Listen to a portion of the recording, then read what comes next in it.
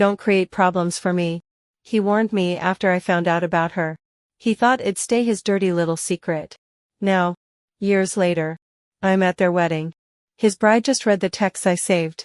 The shock on his face is priceless. Their perfect day just ended. So, I 22F am back in my hometown for the first time in months. And honestly, I've been dreading it. This whole town is basically a graveyard of memories of my ex 23M. Our breakup was, well, toxic is an understatement. It was the kind of split that leaves you feeling hollowed out. Like you're not a whole person anymore. Even though it's been months, I still feel that ache deep in my chest. That stupid, stubborn hope that refuses to die. I was only back for 2 days when my phone lit up with his name. I knew I shouldn't have even opened it. My brain was screaming at me to just delete the notification. But you know how it is. My thumb just moved on its own. The message wasn't a "Hey, how are you?" or "I miss you." It was straight to the point. "You in town? Send me something." Followed by a request to hook up later. No warmth. No emotion. Just a demand. My first thought was, absolutely not.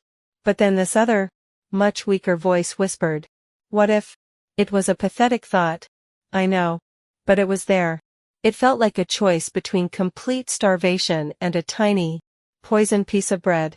I figured having some small, broken piece of him was better than the crushing emptiness of having none at all. So, I agreed. A few nights later, I was doing the classic self-destructive thing of scrolling through Instagram at 2 a.m. I wasn't even looking for him. But there he was, tagged in a friend's photo. And he wasn't alone. He had his arm around this girl. I clicked on her profile. It was public. Picture after picture of them together. At the pumpkin patch. At a bar with his friends. On a hike he and I used to go on. Her captions were all cutesy. Full of heart emojis and inside jokes. My brain started doing the math. The date on their first picture together was less than 3 weeks after Head told me he needed space to work on himself. At that moment, I realized working on himself was just a codename for her. My anger quickly turned into something else, pity. Maybe. She looked so happy. So oblivious.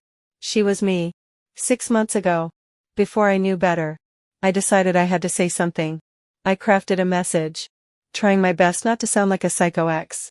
It was something simple like, "Hey, I know this is super random, but I'm his ex. He's been messaging me and I just feel like you deserve to know." I hit send.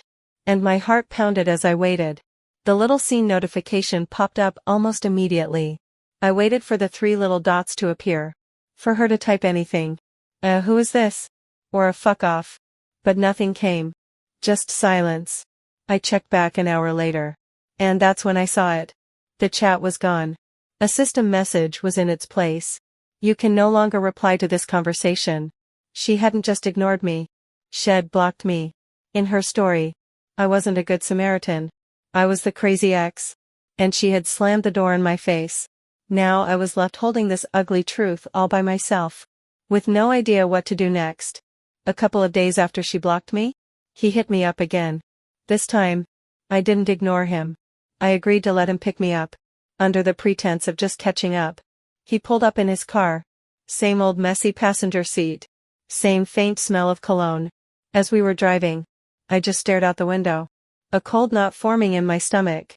I waited for a red light. Then I unlocked my phone and turned it towards him. I had her profile pulled up.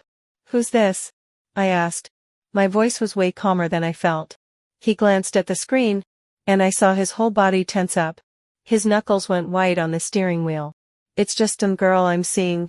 It's not a big deal," he mumbled. His eyes fixed on the road ahead. "She seems to think it's a big deal."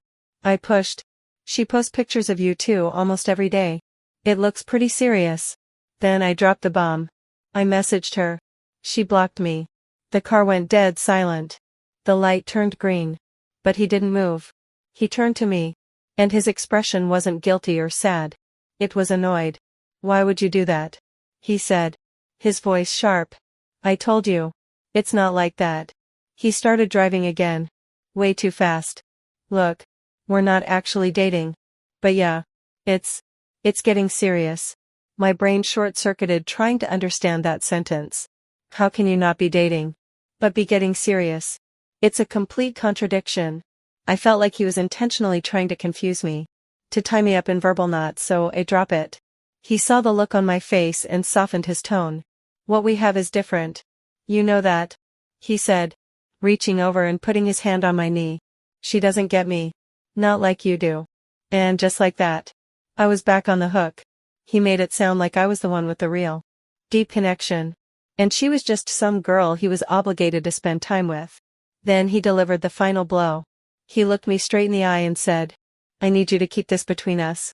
Okay. Just don't create problems for me. That's when I realized it wasn't about protecting our special connection. It was about protecting himself. I wasn't his confidant. I was his liability. His dirty little secret. I pulled my knee away from his hand. That was the last time I hooked up with him. I started dodging his calls, making excuses for his texts. I stopped giving him any part of me.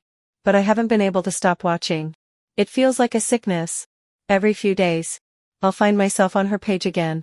2 weeks ago, she posted a picture of them at dinner with another couple. The caption reading double date night. Last week, it was a sappy video montage for his birthday, filled with clips of them kissing and laughing.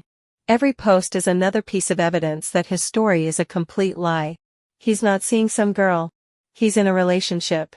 And by staying silent, I feel like I'm the one holding the door open for him while he goes and cheats. I'm stuck. And I feel like I'm losing my mind. I've been trying to keep my distance from both of them for the past few weeks. Really trying to put my own mental health first. I deleted his number. Unfollowed his friends on social media. The whole 9 yards. But it's like a wound that just won't close. I kept thinking. Maybe I was overreacting. Maybe he really does have some weird, non-exclusive thing going on.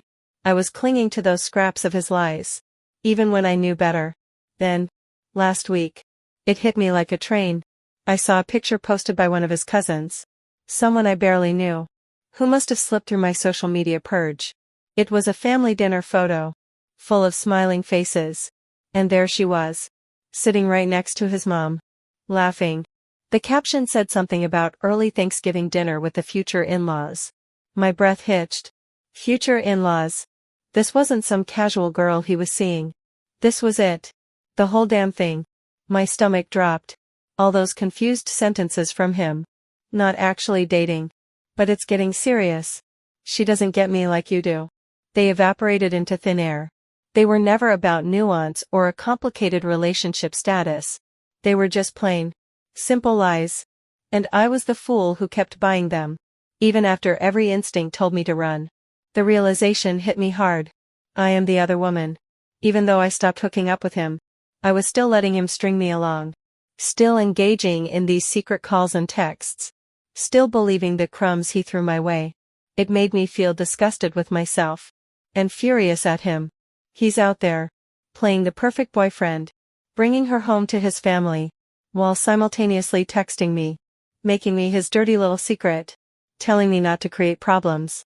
The core question that's been swirling in my head for weeks finally clarified itself.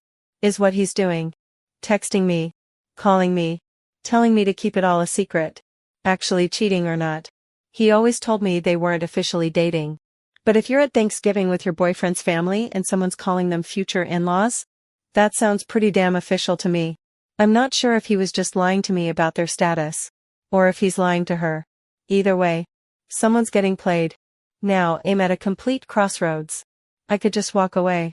Cut him out completely. Unfollow that cousin. Delete everything.